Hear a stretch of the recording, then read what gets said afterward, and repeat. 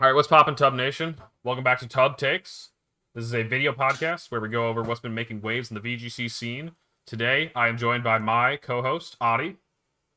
Hello, everyone, and welcome back to Tub Takes with Alex for the first time in like 3 weeks. Yeah, well, to be fair, you skipped that week too, so it's almost I like did, yeah. weeks. It's almost I'm like just 2 saying, weeks. I missed it. It's been a little while. I know. I felt like I've literally haven't been. I forgot how to do this thing. Anyway, I haven't spoken to you in like 2 weeks. It's crazy.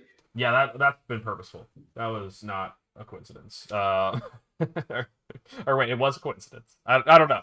Anyways, Adi also won the stress cup, so we'll be talking about that later. And then we've also got Nails. Nick, how you doing? What's up, everybody? Um, Welcome back to the channel. Everyone's favorite VGC. I don't want to use the word fill in, but we were desperate for guests, and Nick was willing to help out. So thank you, Nick, for being on. Yeah, happy to be here. Appreciate you giving us your time. And lastly, we have PqlarBear, PqlarBear, Giovanni Cheesecake. Gio, how you doing? Hello. I've been all right. I've been sick for like the past week. I and can I've been tell you've battling been an doing ear really well in these infection. tournaments. You're sick as fuck, man. Yeah, I've had an ear infection for like the past 4 days, which has been pretty brutal. But Oh, that's not good. Winning it'll tournaments, be though. over soon. Yeah. You know, got a I mean, COVID maybe you just needed a little bit of. I need to deliver at an actual tournament. You just needed a little bit of adversity, to like have something to push really through. really challenge myself. Yeah. Yeah. Well, that's good. And yeah, we're gonna be talking about all those things. I guess I forgot to mention, but this is going to be on YouTube in 2 days on Wednesday. It'll be uploaded there. If you can't make it through the whole show, if you have to leave early, you'll catch the rest of it later. And yeah, feel free to ask questions for me, for any of the guests. We'll be checking the chat as we go through and responding to them. And yeah, otherwise, let's I guess get into the topics for this week. And we're gonna start with Stress Cup. I think that's what I have here. Go ahead, Adi. No, I was gonna say, we had a regional? Do we had an announcement for Portland regional signups, right? Oh, that's probably the first we should talk about. True. Let me grab that. I have a way to pull it up, but I'd rather not pull up my Twitter DMs on screen. Oh, it's not in there. I think it was Gallery Games. If you want to look, just search for it. Okay. I am still scrolling, but yeah, you can tell we were not as on top of it, and I definitely posted it, right? Yeah. It's right around the corner here. They say copy that link. Okay. Oh yeah, okay. November 8th, 7 p.m. Pacific time. So in 2 days, or if you're watching on YouTube, then today, be ready. It's gonna be a little late, especially if you're Eastern time, 10 p.m. But 7 p.m. Pacific time on November 8th is going to be the registration. I don't know if Portland's going to fill up, at least not right away. It is very accessible from the West Coast, and it is a cool city. But better safe than sorry if you know you're going. I'll be doing this one. Also, a quick life hack, but Adi did say that if you're watching this on YouTube, that the registration is today, and so if you don't have time on Wednesday, just don't watch the YouTube video until Friday or whenever you have time, and then you can register that day. We did say registration is today. You know if what? you're watching on YouTube. Well, that is probably going to be true regardless.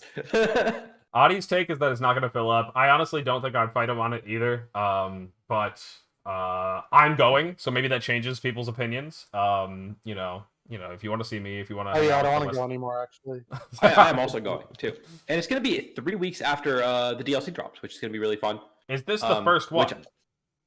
This is the first one. It's going to in 3 weeks. We have a bunch of new Pokemon coming back. We have a bunch of new mechanics too. So I think it's always really fun to go to a big tournament right after the metagame has a huge change. It's just so chaotic, and so I'm hoping this tournament is going to have that same sort of energy to it. But yeah, actually, I don't think we have to talk about that either. So we do actually have the DLC release date. It is December 14th as well, which is the weekend of San Antonio regionals. So if you are going to San Antonio, you might have to hold off on playing the DLC for a couple days, but it's just good to have that known and have a pretty firm idea of what Regulation F is going to be going into Portland. That is all I got about Portland and the news updates, I guess. Yeah, sorry, I was just sending a text, but anyways, yeah, we've got Portland, and then I don't know what's actually after that in terms of NA ones. I know that we have some other Europe ones, so maybe we'll talk about those a bit. We don't really announce the registrations ones as often for those, but I think after that it's Knoxville. So other end of the country, but that one I doubt will fill up. That one's it's going to be hard to get to. Okay, so then let's keep things rolling and talk about the Stress Cup. I didn't keep up with this one much, so I'm gonna have to let Adi roll with it and remind everyone of the rules, as well as I know the general premise. It's that like you can't use any moves that are 100% accurate. The idea being to cause as uncertain of a game as you can make it. I'm sure there are ways to work around the rules based on what was allowed. And so why don't you get into that, Adi? What were the full rule set, and tell us about it. Yeah. So this was a tournament, like you said, with no 100% accuracy moves allowed. So no attacking moves that had either perfect accuracy or just 100 accuracy, and then similarly no status moves that had 100% accuracy. Now, notably, some status moves do not have an accuracy check, and those were legal. And some status moves like Will-O-Wisp and Thunderwave have lower accuracy, and those were legal too. But this tournament was really, really fun because it eliminated a lot of Pokemon from the metagame, and we were team building for it, and we're just having a blast. Niels was helping out, Mike D'Angelo was helping out, Rajan Jody was playing in it. And so we were having a lot of fun team building in it because Fluttermane was gone, and Iron Hands was gone, and Urshifu, where's that guy? Overpod and Urshifu and Rillaboom. Yeah, and Amoonguss was, it was there. I don't know why Sierra and Joe used it. I thought it was pretty bad, but they did use Amoonguss. I don't think it's as good without Spore. What's so a lot of these like moveset? It was toxic. It was toxic, which I think did help Sierra beat Dondozo in winners finals. Does it have an offense move? Leaf Storm. Oh, Leaf Storm, let's go. That's actually not bad. I can mess with Leaf Storm. Mm-hmm. Yeah. Just because a lot of those Pokemon worked in the metagame, a lot of the Pokemon that I think are cool that a lot of people want to use that haven't seen a lot of day because Fluttermane and Iron Hands are on every team, like Hydreigon, were actually really good. I think Hydreigon was the best Pokemon. Tyranitar is another Pokemon that obviously did just win a regional, but you see here it's the most represented Pokemon in top cut, or top 8. And so Pokemon like that, I think it was really cool to see. And I ended up running up with a pretty standard, or not standard team, but like a team with like a bunch of Good stuff. yeah, like just a team with like a bunch of good mons. Like all these guys are high base stat total mons. I literally called it all good Pokemon. Just kind of played through it. Lost round 2 to Joe, and then had to beat Joe, and then Sierra, who's running the same team, and beat her twice because it was a double elim, and managed to win the entire tour. I went like 8-1 in tests, which was super cool. It was just a really good time. It was all on Moxie Boosted's channel, so you would see a lot of me in the video whenever that comes out. And I streamed it here as well. So if you want to go watch the VOD for my stream, you can do that too. But it was a lot of fun, and you can see I won like $350 for this fun format tour. But Moxie was talking about putting it, trying to get this as an alt format on a Pokemon Showdown, because everyone who played had so much fun with it. So maybe cross your fingers that might happen. Okay. What were the items that were allowed again? Oh yeah. So there's only 10 items allowed, and so you had to use things like Razor Claw and Scope Lens were really big. It meant Hydreigon with a high crit chance and focus energy can spam Draco Meteors. That like Regulation 1 set or Series A set was really cool to run back. Bright Powder, Focus Band, Starf Berry, stuff of that nature. Were all Blunder Policy was pretty notable. So stuff like that. I had like Bright Powder Caress, and I definitely felt like it dodged more moves than it was supposed to. So very limited, but it did mean things like Dusclops weren't legal, and it did mean that things like Chi-Yu couldn't really like power through use effectively without something like choice specs. True. Okay, that is pretty funny. Wait, what was the move I wanted to ask about? If you had any funny instances with it, like any good focus band moments, or did you not run? Focus. I did. I had a focus band on my Azu, and Azu had Perish Song, and actually you can see I won a lot of games because I perished Dozo, or I perished.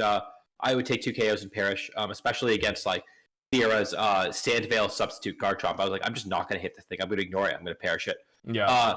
And so no focus, but like the idea was, hey, if I, the focus band might just give me the opportunity to parry song, protect, take a hit with focus band and protect and win some unwinnable games. But that actually never came up. Focus band never procced. Dang. Okay. Well, Did you hit the Parish double protect? That's the real version. I never needed to, which I'm very proud of. All right, fair.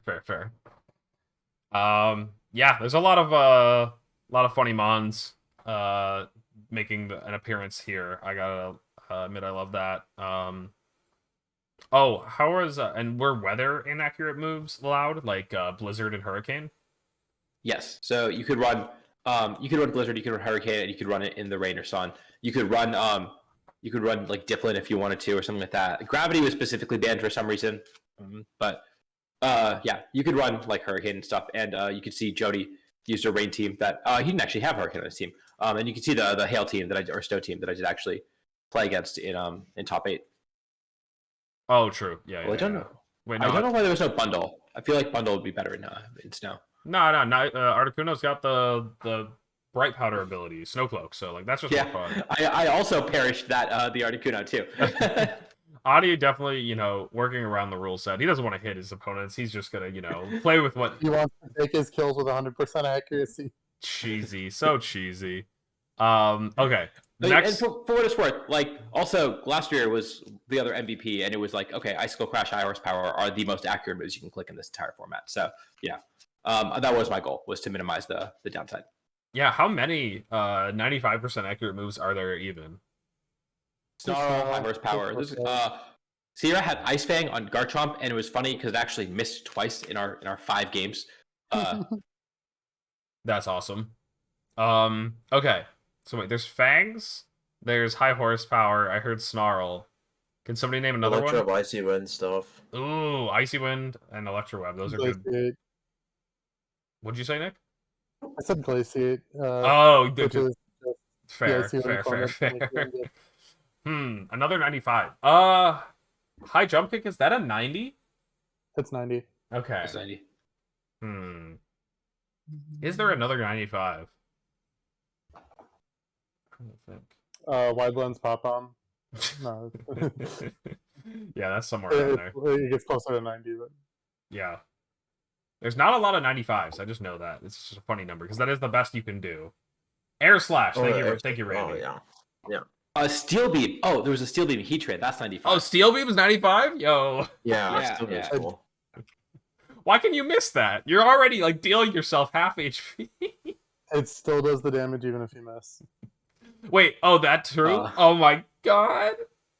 They did not want that move to be good, but they made it. So I don't know what's going on there. Because Mind Blown is 100%, right? Yeah. Okay. Yeah. But it's also spread. It hits everybody. Yeah. Different moves. Okay. Funny.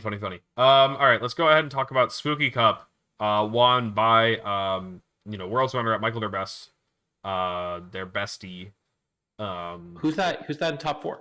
I don't know. I clicked in on Michael's team, so I guess we'll have to go back and find out. We'll have to go back and find out. Okay. What was the rules of this one? This one was Spooky Cup, so it's just type restrictions, right? It was just Ghost, Dark, no, not Fairy. Ghost, Dark, Poison, and Bug. Okay. Okay. And so this one I was honestly I feel like I'd rather play the Stress Cup one because this one I'm just like, what do you do about Fluttermane? Like they just said like, all right, you're even more limited on the counterplay. At least, what is it? Poison is allowed, but I just thought Fluttermane would run through this format. I did end up winning the tournament.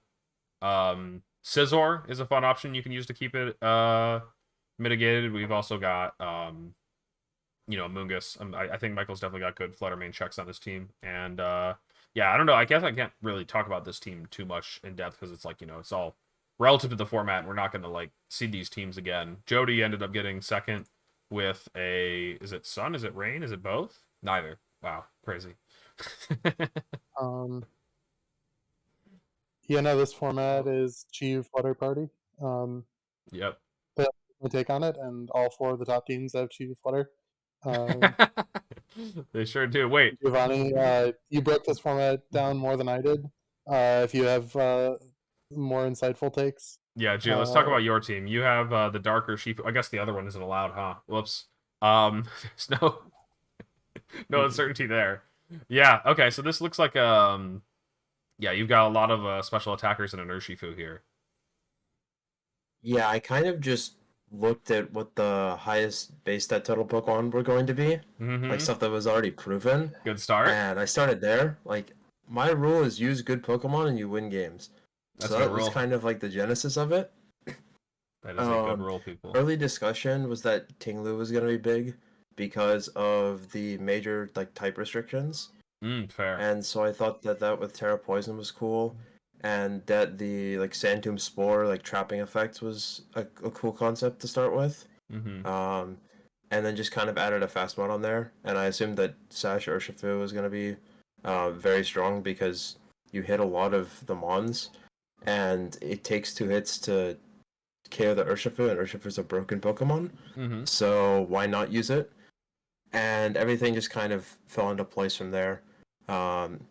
Speed control from the Fluttermane was really good, and Chi-Yu could run Terrafired, even though I used it like maybe once. You didn't really need any other terrestrialization. Golden Go is the last mon that I put on this team, but it was weirdly like the strongest one that I had. I won like maybe 4 or 5 games just off of it alone. Because it was best of 1 Swiss and then best of 3 cut. Yeah, okay. So that was the weird dynamic there. And you could only lose 1 game in Swiss. So if you lost 2, you were out. Makes sense. Like you were done for. So you could get a lot of games where you just run away by switching in Golden Go on a Spore, and the game's just over. Speaking of, I am just seeing Amoonguss kind of like all the way down here. Let's go to the metagame tab really quick just to see what's happening in this format. A lot of Flutter, a lot of Amoonguss, Chi-Yu as well.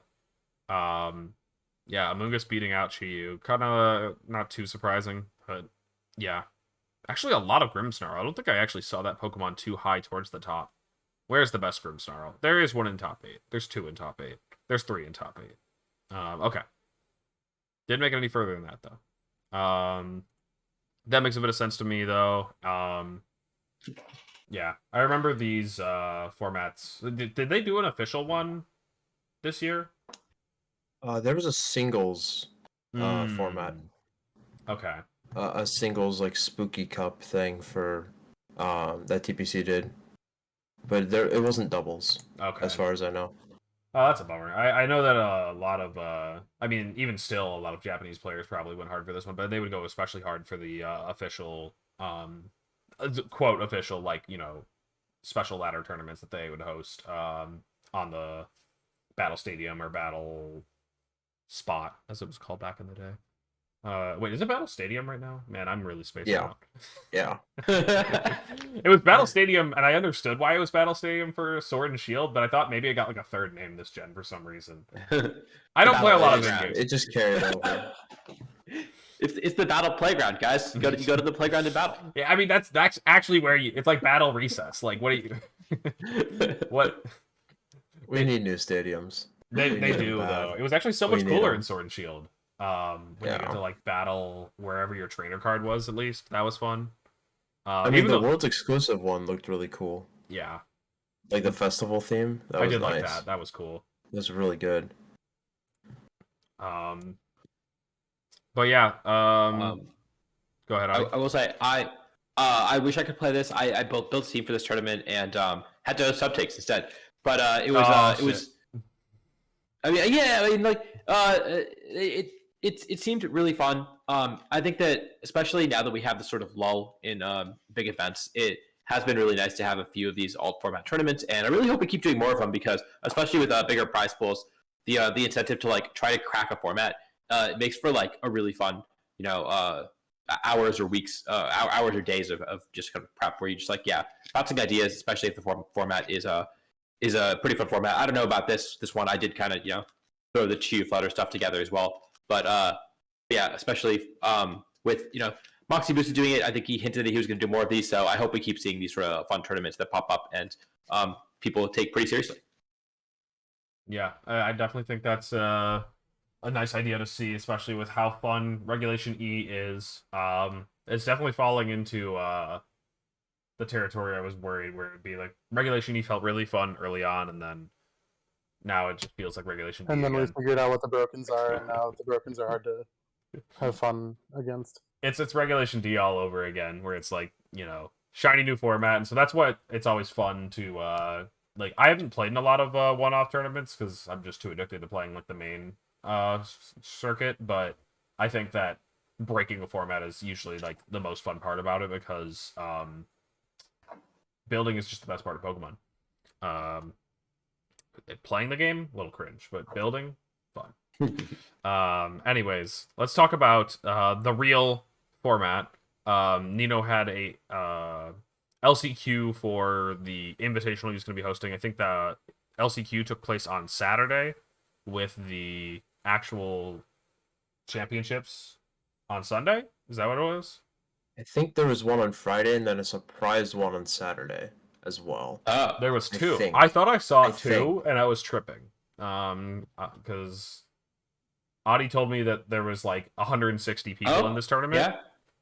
There are two. LCQ number 2 is smaller, but yeah, LCQ number 1 had 163. Yeah, you told me there was 160 people in the LCQ, and I was like, I swear I saw 80. How did it double? Yeah, I think Nino announced it like the morning of, like 3 hours prior or something. Okay. And so yeah. Gotcha. Okay. Wow, wait, what is this team from Joe? Oh boy. Okay. So wait, this one, the bigger one took place on Friday. So I guess we can talk about the Saturday one afterwards. Let's start with this one first. It was won by Rin with a team of Tornadus, Arcanine, Iron Hands, Golden Go, Urshifu, and Ogerpon. Looks like it's the Water Ogre. So yeah, a lot of Tauren Arcanine doing well in tournaments lately. Tailwind teams, how fun. I actually, so I won a Premier Challenge this weekend as well with exactly the team, or not exactly the same stats, but like with Rillaboom over Iron Hands. And earlier I got a DM from, I think it was from Azulite, who was like, "Yo, like, why'd you replace the Iron Hands with the Rillaboom?" And I was like, "I have no idea what you're talking about. That was not how I built the team." But now it makes sense because now I see that it won this big tournament.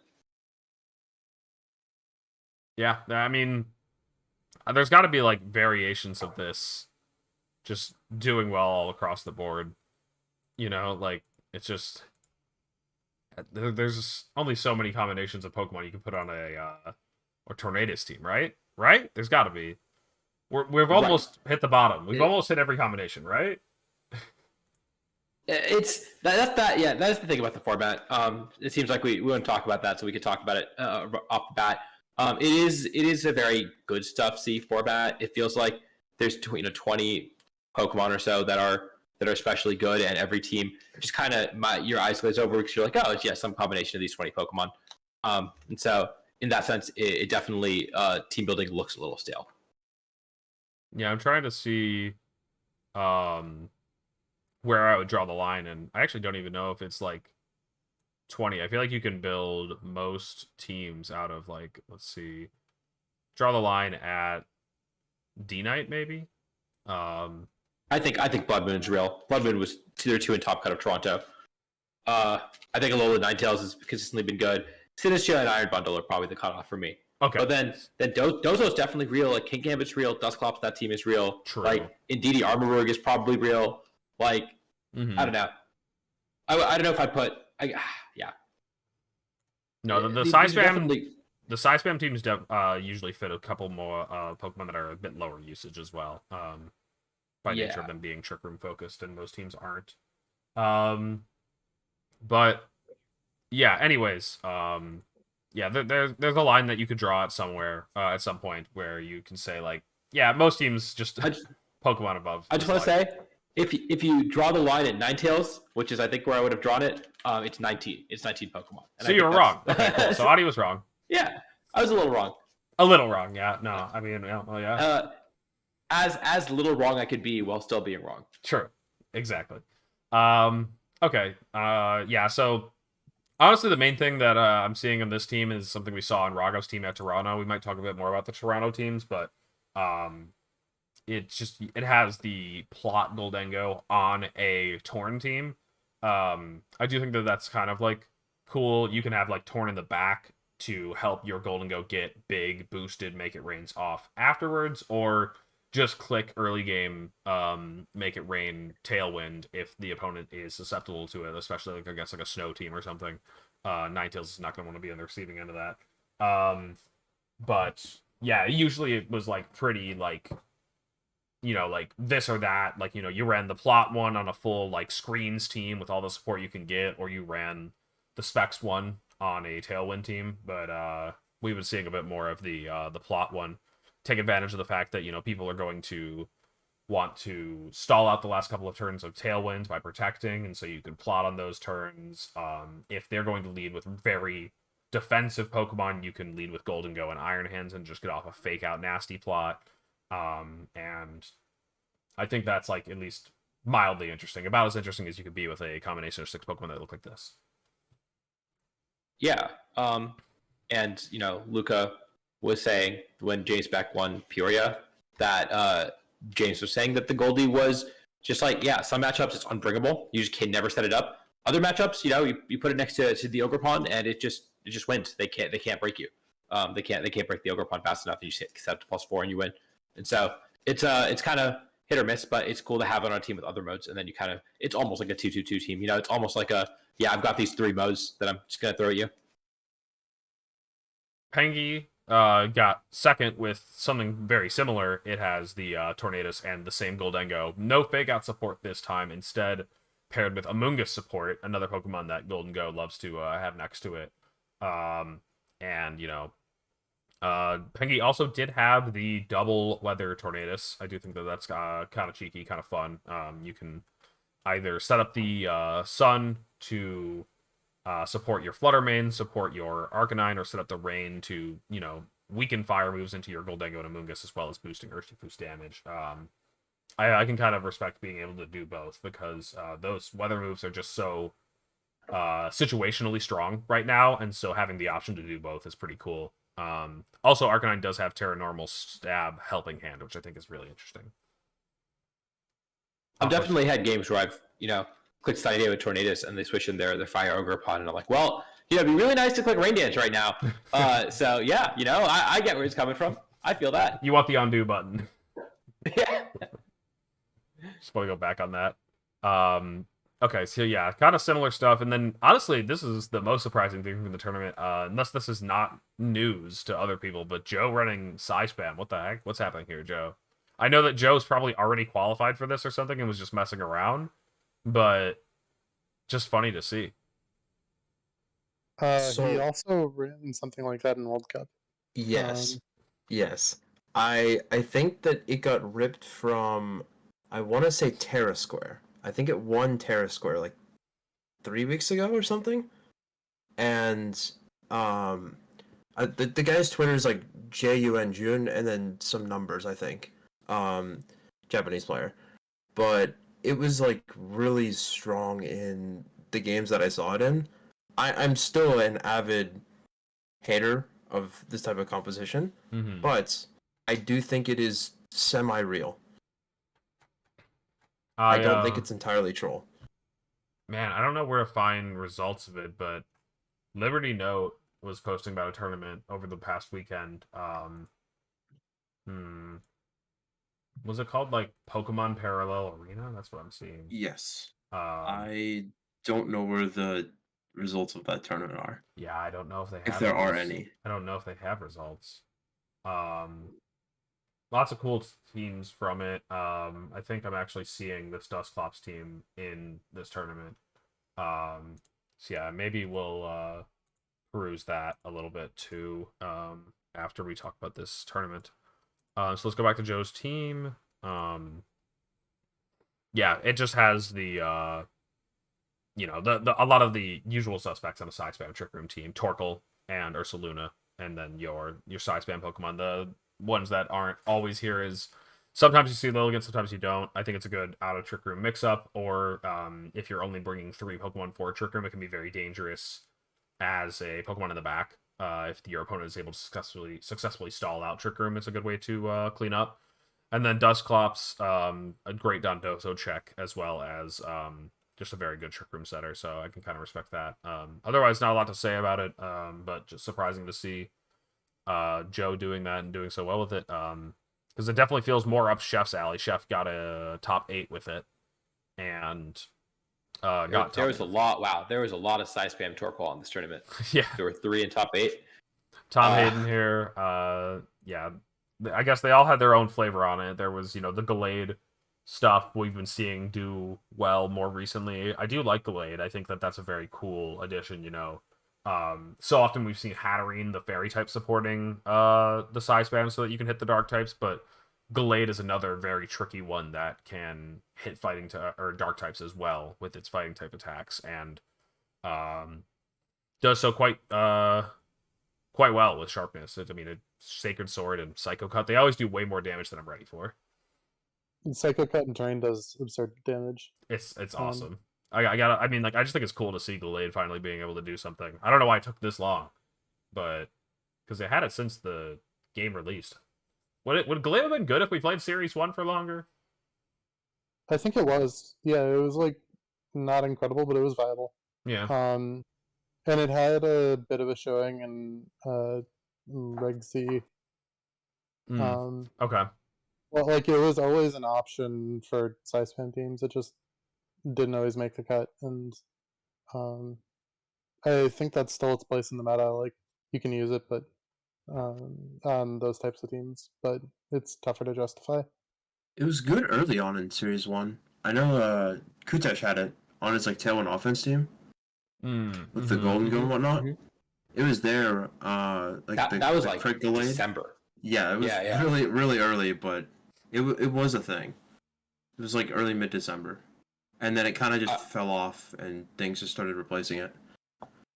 I was thinking about. I thought there was one in San Diego cut there, but what I was thinking of was Nora using Metacham instead, which obviously does something very similar with Trick Room and the same coverage moves. But yeah, that was it's like, oh yeah, like that, I guess if we can use Metacham, we can surely use Gallade, right? I buy it. I can confirm that I did have some Gallades in my builder in Series 1. Forgot to mention the last top 4 team was Stark HD with a Ninetales team here. And yeah, no Baxcalibur or anything else being supported here, but just a lot of Pokemon that enjoy going infinite with their bulk, basically. Just a lot of Pokemon that can deal a lot of damage, or take a lot of hits and deal a lot of damage back. Double Steel, pretty cool. And then we see the side spam teams. The Horton Herd team is pretty weird. It's like Dozo, but also Policy Moltres with Volt Switch hands. I love that. There's a lot going on here. Yeah. And so notably for this tournament, only first place got an invite. That was you were fighting for first, and there was nothing else on the line. Okay. And so so it looks like I think they cut to a top 16 or something. Actually, no, they cut to a top 21. So there's a lot of people in top cut. We see like Eric, for example, at 9-2, went 9-0 presumably in Swiss before losing. But yeah, I don't want to dwell on this tournament too much, but we got a second LCQ and the actual main event as well. Sure. To talk about. Let's go ahead and move on then to the next LCQ. This one, as Gio was saying earlier, was kind of announced last minute, a couple hours before it actually started. And so it got about half the numbers of people in attendance. Michael still found the time, though. Michael Derbest in here in the top 8 again. Just running, isn't this his Worlds team? But, maybe with, small changes. Yep. I think he had, Scarf or Shifu at Worlds. It was Terra Poison Rillaboom, right? At Worlds? And this was he did say he would change that, though. In the team report. I think he said they would change that in the team report, yeah. Yeah. And then, but, of course, I don't think his Rillaboom had Grassy Glide at Worlds, I think that one was different. I was mostly going to talk about Lash Out and Qianpao. I think that's the bigger difference maker. Glide on Rillaboom doesn't really change much. That's not really noteworthy. And so I'm guessing, that this was again first place gets a invite in. It was won by Wojtek King with a Blood Moon or Saluna. It's got yeah. Otherwise, like, the double fake out with it. We've got Ogerpon Fire being supported with Swords Dance, and yeah, it looks pretty cool. I mean, like, honestly, this team could go in a couple of different directions, and that's something that I think is pretty tricky about it. Is which offense are you going to be worrying about covering? The Trick Room mode from Blood Moon Ursaluna, the priority spam from the Rillaboom and the Ogerpon, or just strong fairy damage coming out of Flutter. Seems really cool. Yeah, especially Crass is a Pokemon that has dropped off a bit, especially since Reg D, and I think it's been very powerful all the time. And now, especially people reevaluating it, saying maybe hey, I have double Grass in this team. I don't need to put safety goggles. I can put another item. Rocky Helmet definitely seems very, very annoying. Can't deny Trick Room with Fake Out as effectively. You can't Surgic Strikes into it, and so Urshifu is effectively walled because you don't want to close combat it, right? So, it has it's cool to see Cresselia back in the metagame with this sort of semi-room sort of team. Did you see the ability on the Ursaluna Audi? Mine. I do like that. Shout out to Whimsicott VGC for pointing that out. And in second place we see that that Dondozo Ninetales team. I think the main difference here is Iron Hands was replaced by Fluttermane, just a different Paradox Pokemon, whatever, same difference. Tatsugiri is using an actual item instead of ability shield. And yeah, the Glimora Ninetales kind of just setting up Dondozo to go infinite, so that it can just kind of stall out turns.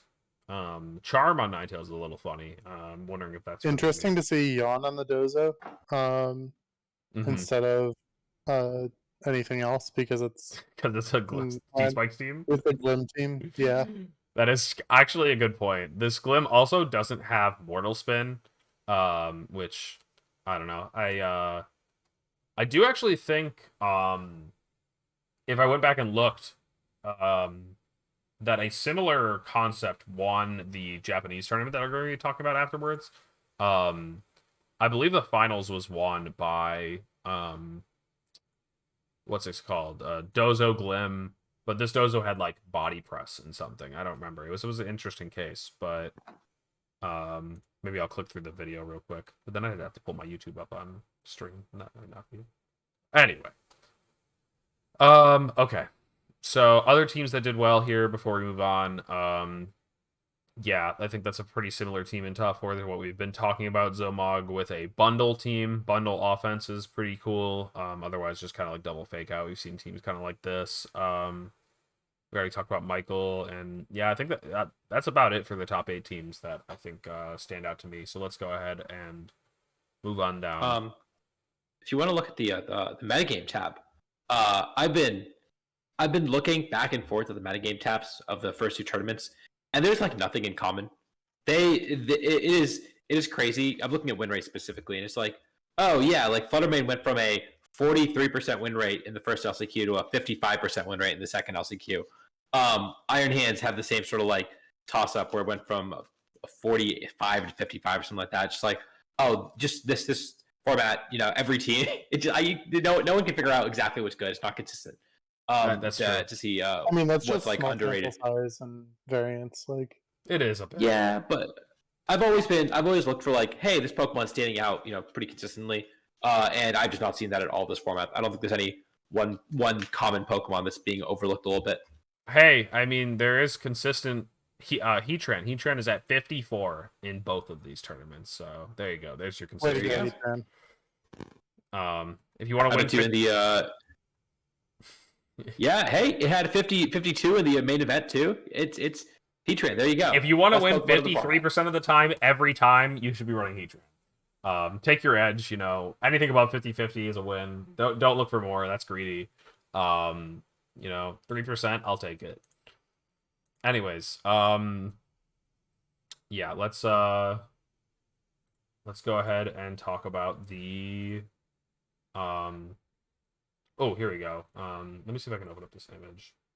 Open the browser. Nice. Okay, so I was right when I was talking about that parallel arena tournament, the finals, was between Gudra, funnily enough, and Glimdozo.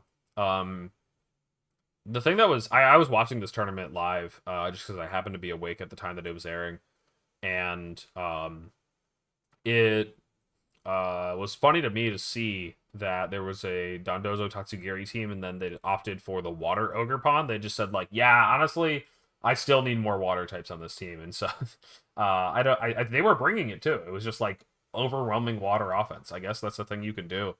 That team has a Qianfao and then 5 months that are weak to Iron Bundle stabs. Yeah, true. And Shenpao is carrying the life orb. The Sash was on Tots. Honestly, I kind of respect Sash Tots on a Glim Dozo team. I don't know. I'm not a Dozo expert, so take that with take this as words, whatever. But I think that it's very, like, as we've been seeing, these Glim Dozo players, they just love to like just protect every other turn, and they love to go for double protect. They love skill based gameplay, and they So if you're ever able to KO the Dozo and then also fire off a strong attack to KO the Tatsugiri on the same turn, they're no longer going to be able to, like, get off that final protect to maybe win the game. And so Sash Tots is a nice change there. It does a lot more than Ability Shield in most every game. So yeah, if you're looking for an item that has an impact, those Ability Shield Dozo players that still lost to Weezing, that maybe here's a suggestion. Try Sash. Even though I feel like there's Sash is probably taken. The Sash is usually taken up on I think those Glim. teams. I think it was on Glim. Glimora does like Focus Sash, but apparently Tatsugiri does too. So I think I like it. I didn't get back into the, I didn't make finals. And that Chenpao guy that's on that team also uses Sash like a decent portion of the time. It does feel like they're making a lot of concessions to put Sash on Tats. I feel like, I don't know. They won the tournament, so who am I to judge? But like, what is the Chen? What I don't understand the team at all. That's all I can say. Well, is this tournament played open sheets? Yes. Yeah. Open sheet best of 3. It was open sheet best of 3. There's a lot of interesting things here. It's Throat Chop, not Lash Out. It's Earthquake, Roaring Moon. It's Toxic Spikes, Glamora. Body Press Dozo, as we've already mentioned, with Terra Fairy. And then he played against Yusei Matsuno, who got top 4 at Worlds with the Choice Band Snorlax. And he picked up Yuki Zen's team the day before the tournament. Or like the day of. Okay. Like he had pretty much no practice with it. So that's kind of the story of this finals matchup. That is how these teams got here. That is good context to have. The Dozo, what was the normal move on it? Do you remember? Or I'm pretty sure it's sub. It's just sub protect, I think. Sub protect. That's what it looks like. Body to me. press and okay. Yeah. No, I know that one of them's protect. Yeah, it's sub protect. Yeah, for sure. That is actually so funny. There's just so many strange things about this team. I do think that Earthquake on Roaring Moon is a bit cool. It's a way to like guarantee that you get off the T-spikes with your Glim. You have to Terra it, or not. Maybe you just wanted the switch and you're like, yeah, I'll trade a Pokemon for Toxic Spikes. That's good enough. Sometimes just clicking Toxic Spikes is a good way to guarantee the T-spikes go as well. Yeah, but what if they were gonna like KO your Glamora before your Speed Boost or Roaring Moon with a special attack that did 100%? Yeah. He Terra'd Glim nearly every game. Okay. That makes a bit of sense. Yeah, I remember seeing the Gudra trying to force its way through, but unfortunately it is like unaware Dozo, and so at the end of the day, you can boost your defense as much as you want, but the body presses aren't going to do more damage. You aren't going to take less damage. It wasn't, and honestly, the body press from the Dozo was doing like 70, without the Gudra tearing. So it was so heavily defensive investment on the Dozo, presumably. That would make sense. I mean, it's such a physical meta anyway that I buy it. Yeah, it's a pretty cool team, and I know that they showed a couple more of the teams that did well. I think this is the that says top 8. Maybe they streamed it somewhere else. They're streaming on 2 different channels, but there was an Empoleon team. Somebody just said, like, let's run the normal Arcanine stuff, but I want Landorus, Arcanine Tornadus. And then they said, I want Empoleon. I want Empoleon Yeah, that was to. Kinagawa. I still don't know why he had Empoleon, but it was cool. Yeah, it doesn't even have a water move. It has, I think it has Yawn and Flash Yeah. Cannon Ice Beam. Yeah. No, it's Icy Wind. It's Icy Wind. Okay, sure. okay. Yeah. Yeah, I honestly, it's a little baffling.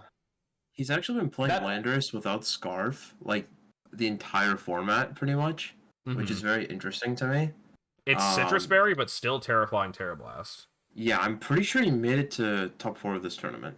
And his only loss was on stream in round 2 to Scar. But he's been playing Landorus without Scarf like the entire time, which is very much against the notion that all the Western players have had of that almost everyone's using Scarf.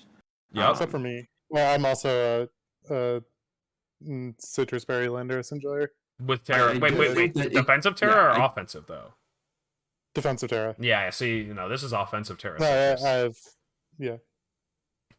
He had AV in the qualifier that he qualified for the tournament with. He had AV with Terra Water, I think, and it was double ground Rock Slide U-turn. I know because I lost to him in my first round of cut. Oh, you were playing in this one? In the qualifier that he used to make it to this tournament, like 2 or 3 weeks ago, he was my first round in cut. Sorry, I meant to say you were playing in the qualifier. Yes, yeah. But this was a IRL, was it not? Yes. Okay, so if you managed to qualify, would you have gone? No, never. Wait, why not? I mean, the reward just kind of doesn't outweigh the risk quite as much. I know Tio actually qualified. Oh yeah. And he just he's in Europe, so it's like he would have gone if he was in Japan, of course. But it's just like, what was the prize? Was there a decent enough prize on this? You said the reward didn't outweigh. I think it was 350,000 yen. Oh, 350,000 yen. Oh. I don't know what that's equivalent to exactly. I'm pretty sure I did the math at some point, and I just don't remember. But yeah, someone wants to run the numbers. That's a bit of yen. I can tell you that much. $2,300.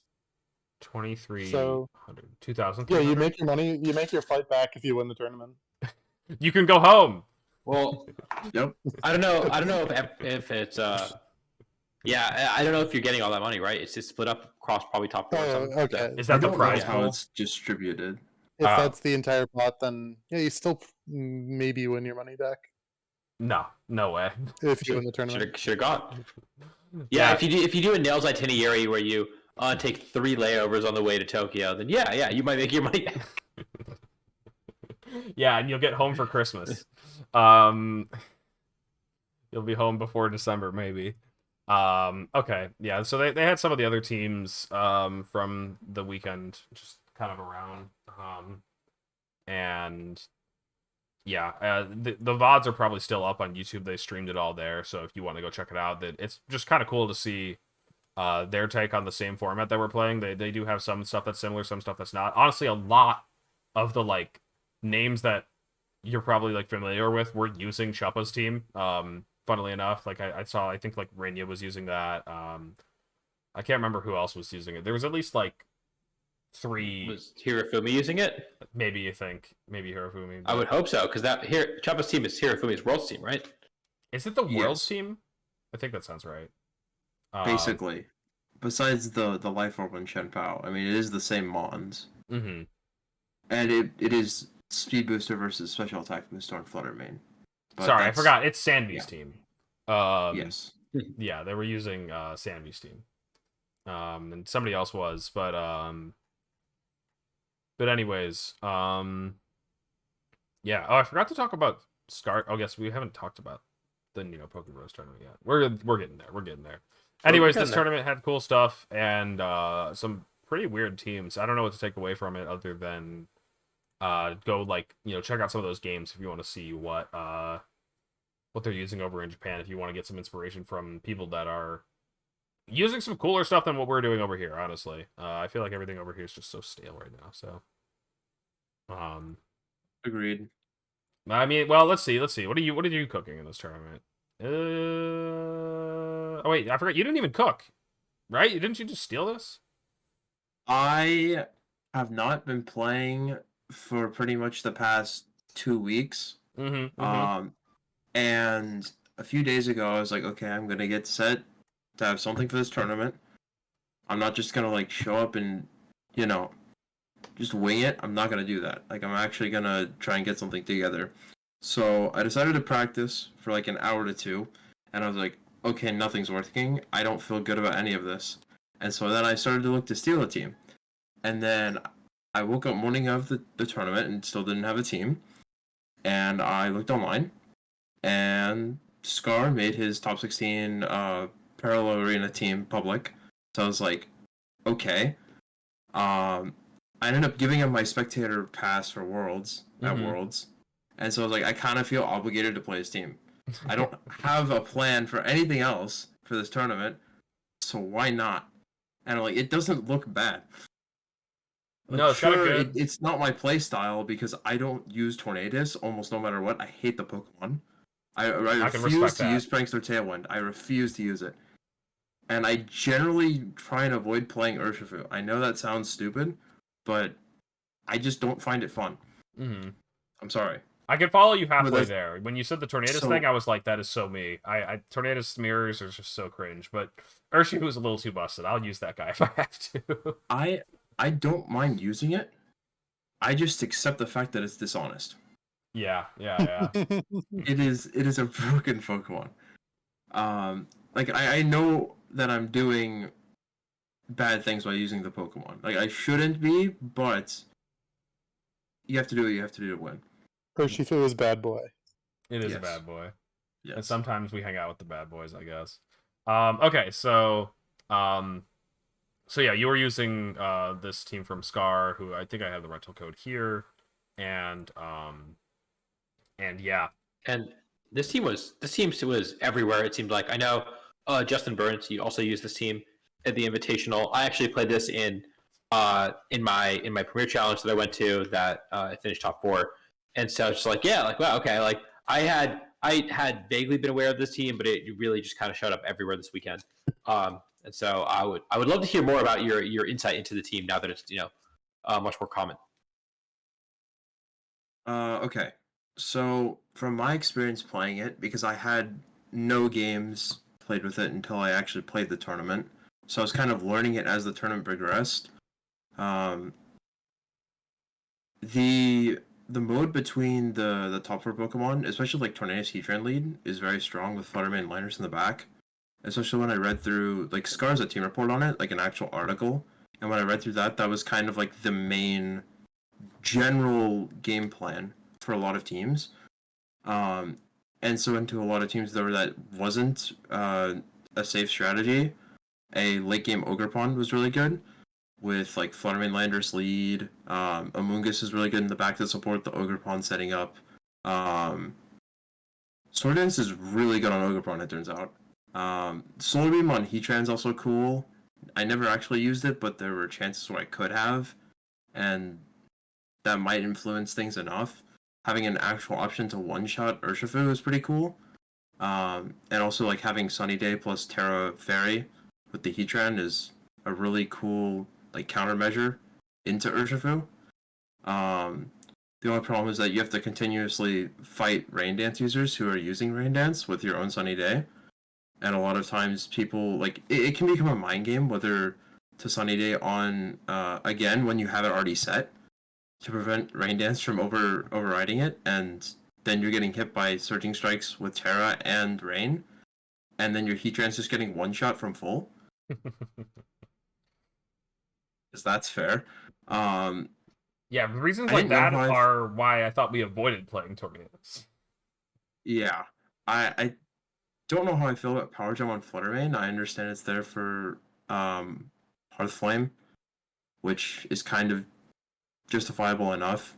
I mean, you have Heatran, Landorus, Ogerpon, Amoonguss, and Sunny Day Torn, so having a way to deal a little bit more damage. And I'm sure it actually probably... I never checked this, but I'm assuming with Photosynthesis, Special Attack, you probably one-shot it with the Power Gem. Boost will get you there. Probably. You don't get the KO without it, but yeah, with Sunny Day you'll pick it up. The Lando on this team is actually pretty bulky for a Scarf set, which I personally think is pretty strong right now. I think that 252, 2524 is a little bit outdated. I think that actually bulking out seems to be like the move. I think a lot of Japanese players are doing that with their Landorus. I don't think I've seen a 252 Landorus in a while, at least like outside of the West. And yeah, I would say that like Amoonguss is still like as good as ever. Like sure, it has a few more things that can one-shot it, but it still has the tools that have always made it broken, and it has Pollen Puff, which it's had for the past 3 years now, so or at least 2.5, I think. But like Spore and Rage Powder will always be good, and Citrus Berry on this set is actually really good as well. I wouldn't change that. I think all the items are necessary. The Terra Dark on Torn is really weird. But when I read through the article, it was meant for Indeedee Armor Rouge. Oh, okay. Which, in the one time I played it, I didn't bring it anyway. So, feel free to change that, in my opinion, if you want to go about that. Because the whole idea is that you use, like, Tornado's Heatran to kind of wall them, and then you stall out the Trick Room, and then get into a late game with, like, Ogerpon, I think. But my idea is that you probably can just play through it with Flutter Mane, Heatran with Ogerpon Amoonguss, and like it's just fine. Because the special defense boost you get from the Terra is really good. Your Heatran can't really be touched. Your Flutter Mane is super threatening, so you just plan to not take a KO and then stall out their turns and force them to spend their turns switching and getting into a more proactive position. Yeah, that's basically the team. Nothing too crazy. Yeah. Go ahead, Adi. I was gonna say, Amoonguss especially Pokemon. We have not seen a ton of other than maybe the Roaring Moon teams that we saw, Marco and Paul use. So I'm curious if I feel like Amoonguss, it has the potential to be such a blowout against some teams that maybe are disrespecting a little bit. Did you feel like you had games like that? I had a game it was top 4 game 1 against Federico. He ended up it was Arcanine Amoonguss with Urshifu Torn and back, and I led Landorus Amoonguss with Ogerpon and back, and I just went for U-turn into Amoonguss, Spore into Arcanine. I took Flare Blitz Spore into my Amoonguss, and then Swords Dance into like Ivy Cudgel and Hornleech spam into the Amoonguss partner with Pollen Buff into myself. Just won the game because he didn't bring Golden Go. We played in Swiss, so I kind of assumed that he was going to stick to that plan, and I got that correct.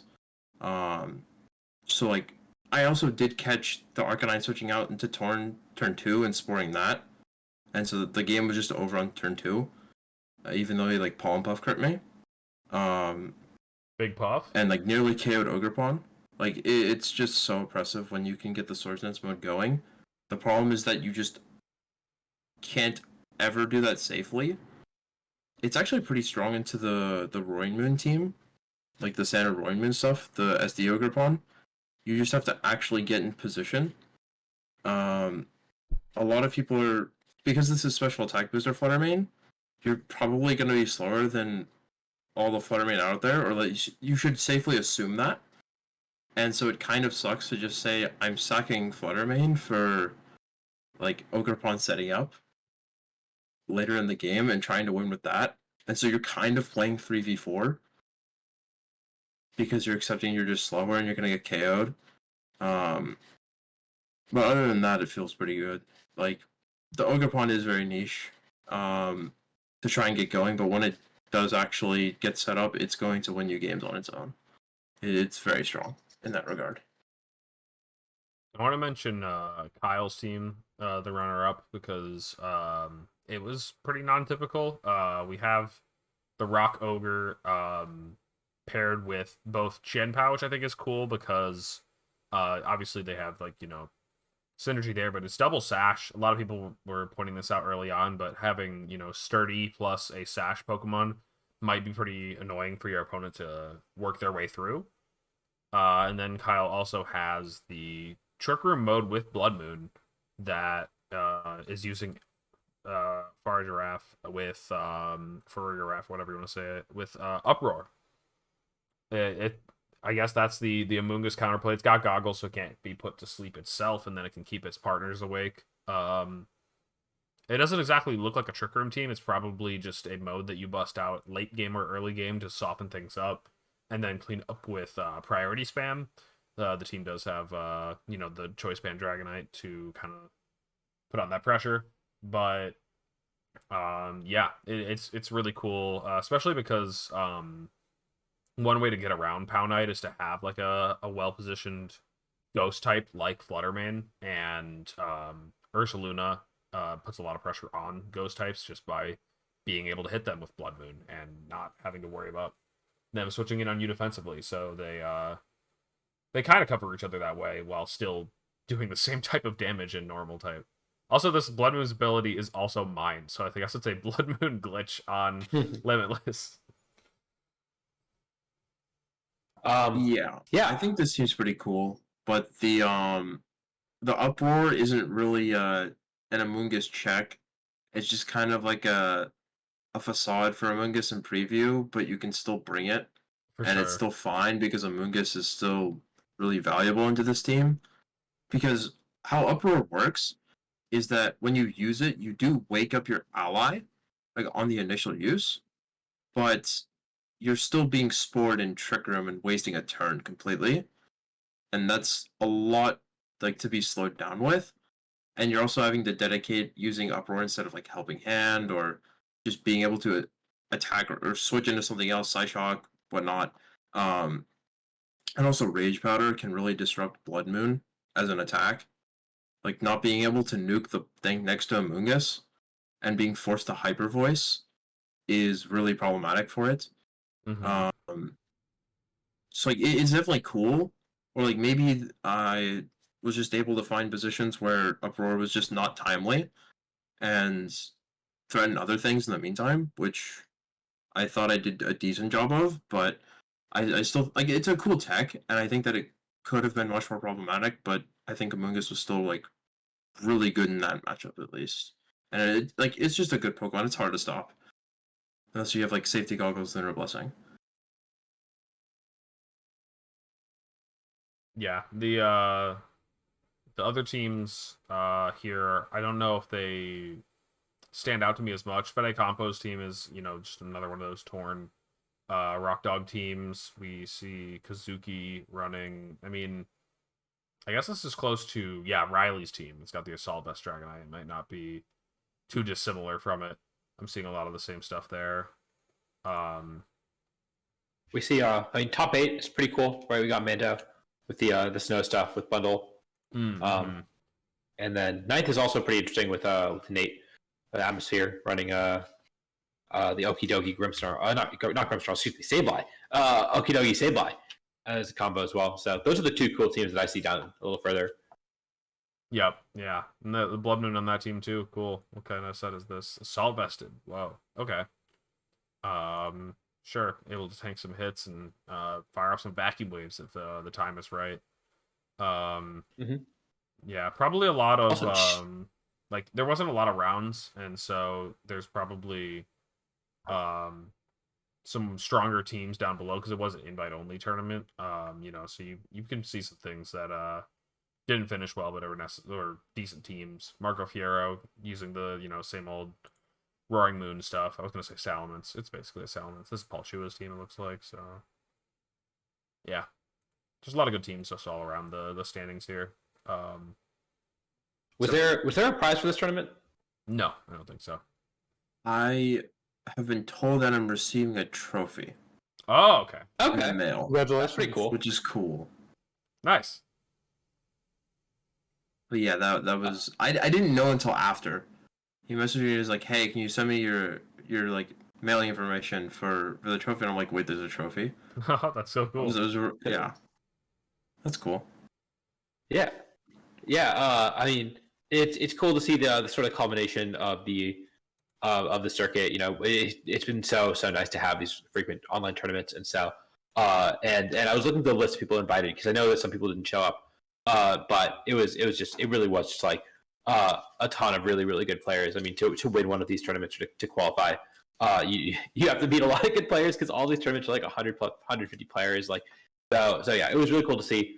I sadly didn't get to watch much of it, but yeah, it looks like a lot of really, really tough outs, and congratulations on winning. Thank you. Let's talk about our last item here today. We might things might end up being short. It's a bit of a slow week, but we have some more Toronto teams to cover. I wasn't on last episode, nor did I keep up with, so I just gonna have to inform you what we did and didn't talk about. But I have Cut Explorer here, so go ahead and start us off. So last week we had Choppa and Raghav on, and Abai as well. And so we had to talk about their individual runs at Toronto, but we were also talking about Leo Regionals as well because we missed a week, and so didn't quite. It was going a little long, and we wanted to make sure we had time for Tub Takes, the most important segment of the entire show. And so kind of cut it off a little early, but we had a chance to talk about it. You said Tub Takes? Listen, did you? Sorry, excuse me. The calc is right. Oh my god, yeah. So we really. So I think we really only talked about Choppa and Raghav's team in here. So yeah, I guess do we want to talk about? Policy is boring. We saw it with Marco Fierro's team already. But I do want your opinions of Boyd's team because that's the team that is the highest placing that we haven't talked about. And also, man, y'all have been complaining so much about all these teams being boring, and Jamie Boyd is out here doing cool shit. So let's talk about it. Yeah, so there's either boring teams or bad teams. We get to look at Boyd's team here. Such a bad top 4 team. Chua, we can talk about your team. Fine. I'll go back to it. I think it's fun. There's like some stuff to talk about, but anyway, Jamie's team is cool. This Goldango is really doing the mix of what I was talking about. It's not exactly a Torn Tailwind team, but Life Orb. Raghav had the Metal Coat. This was Life Orb Goldango. Terra Steel. Sometimes it could really put on the gas, but also plot in slower games. I do think that's really cool. I think this Roaring Moon set is really strong and underexplored because it's like just a really good way to open up the board for your offensive Pokemon. A number of Pokemon here will appreciate getting rid of a Choice Scarf on the opposing Landorus, especially if you're going up in the Tailwind Mirror, or if the Assault Vest is knocked off of the Rillaboom, you can maybe actually KO it with a Terra Blast from Thundurus, or maybe I guess a better example would be knocking off the Assault Vest so your Goldango could do meaningful damage. And yeah, the team also has a lot of setup. There's there's Swords Dance, there's Nasty Plot, there's a substitute on the Urshifu if you find the right moments. I mean, I find substitute on Urshifu strange. Just another one that Aqua Jet's solid, but I feel like I enjoy the setup moves on Pokemon that are going to get protected on. Urshifu, probably not a Pokemon that's going to be punishing Protects with Substitute. It's probably going to punish Protects with attacking through Protects. So a lot of this stuff is definitely me not understanding Jamie's team. So it's important to get the substitute up so that your Urshifu can't get intimidated, because it cares a lot about that. Yeah. Oh, well, okay. That's it. Click and substitute on turns where you know they're going to switch Ogerpon into one slot, and you don't know which one is maybe a safe way to approach those game states. I feel like that's the common Urshifu conundrum. But Ogerpon Water, right? Yeah. So that is, I guess, a use. That's the best use I can think of. But even then, you don't have U-turn. You're not choice. How are you actually really punishing the Ogerpon anyways? Well, you can sub up on a Spore. Like, jokes aside. I do think that there's also some application with situations where, because this is such an offensive team with the Tailwind and a lot of strong Pokemon, if you can KO the larger threat on the turn and then just get a free sub up, later on in the game when your Tailwind expires, it can actually be quite useful, because we saw it be a very slow and bulky Urshifu. So I'm sure there are some situations where Substitute can help you prepare for an endgame against Fluttermane. If you're able to keep that Substitute up, then you're able to just Surging Strikes KO it, even without the Tailwind support. So I think that is kind of reasonable as well. Yeah, I can see. Urshifu also puts out a lot of pressure where if they just let you Surging Strikes them, then you're going to take your kill, and so it has to be pivoted around, especially when you're stalling Tailwind turns. And so sub just is a way to punish that. Yeah. But yeah. like jokes aside, it does seem pretty good for this team. And I could see being pretty good in general. It also just lets you block fake out. Yeah, that is And good. That is one of the best ways to get through tailwind turns. And so yeah, that can stop that. So yeah, a lot of cool stuff there. Jamie, I think, did a team report as well. So go check out his YouTube channel if you want to get more information on that one. Paul, I don't know. Maybe Paul's going to stream. I don't know if Paul's just baiting. You can never trust Paul, you know. But Paul's team. Well, he's here. We got to talk about it, right? Right, he's here, so we got to talk about it. All right, the thing that I think I want to note about Paul's team, because everything else is pretty standard, are mainly Volt Switch hands. We've been seeing a bit more of that, opting over Heavy Slam. One, because there's, you know, other ways around Flutter main. Like this team has Flash Cannon on Heatran. And that is the other thing I wanted to talk about, which I think is really cool. A lot of people run Heatran with Leftovers or Assault Vest, and Shucka Berry feels like it got pushed to the wayside because people were like, well, you can Terra out of your ground weakness, and Terra Fairy does feel like one of the best Terra types on Heatran right now. Terra Grass kind of falling to the wayside because of Mold Breaker, Fire, Ogerpon. And so Fairy is a really strong Terra on it. However, if you Terra Fairy, you're now weak to Flash Cannon. And to put the opposing Heatran in that kind of stranglehold of like, I'm going to Earth Power you, and if you Terra, I'm going to Flash Cannon you. However, if you Earth Power me, I don't have to Terra right away. I can take one because I have Shucka. Does mean that you have more options. It also means that you can, you know, intimidate a Landorus or a Rillaboom to reduce the damage they're going to be doing with Stomping Tantrum or higher horsepower by a significant amount. It just means that Heatran's a lot less forced to Terra, and I think that is a powerful thing to have. But otherwise, everything else is just about as boring as it could be. So sorry, Paul. Gonna be I got a spiel about it too. I'd seen this team around on ladder. You know, I've seen Marco use it, Paul use it. So I was like, hey, you know, whatever. But I remember a couple days ago, I was doing a thought exercise where I was like, okay, how do I build a broken Amoonguss team?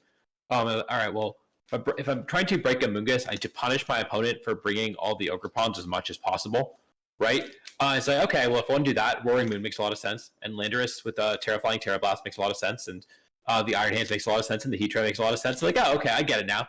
And I essentially just ended up rebuilding this team as like, how do you use Amoonguss to its full effectiveness and try to exploit it in this format. And so, and from that context, I think it makes a lot of sense. Where this is the balanced team. It uses Iron Hands Amoonguss to better than any other team in the format so far. And those two, I think, are always going to be a very strong defensive backbone. I'm glad that Nails did ask the question if Paul used the last move, because it is like the Flutter main lottery. I like to refer to it as like, did you win the lottery of like what fourth move is going to be the most impactful? Sometimes like you also have to make sure to not bait yourself. Like, what if you put like Trick Room there and you clicked it and lost? Like, you have to run something that will win you the game. You know? Yep. And so the most inoffensive options are like Power Gem or Thunderbolt.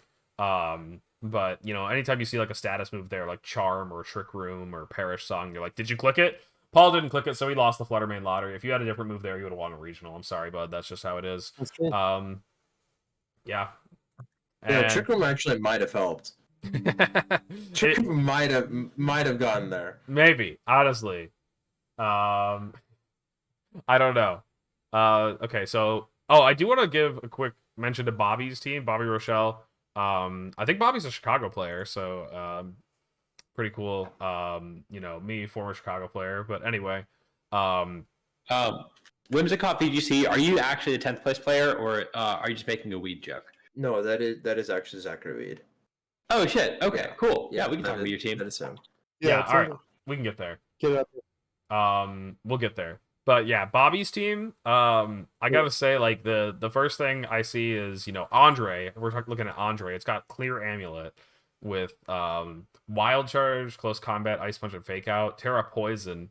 We've got Leer on Tornadus. I do remember seeing Bobby Leer Boyd's Defiant Ogerpon on stream, but Jamie Swords danced on the same turn, so he was not punished. But he did just like Leer into Defiant. It was like, ah! and then it was fine. Lear, really cool on this very offensive team. Nasty Plot also on the Sinistra with Heat Proof, by the way. It was not even here to heal up the partners. It was here to kind of do its own thing. Still had Rage Powder, but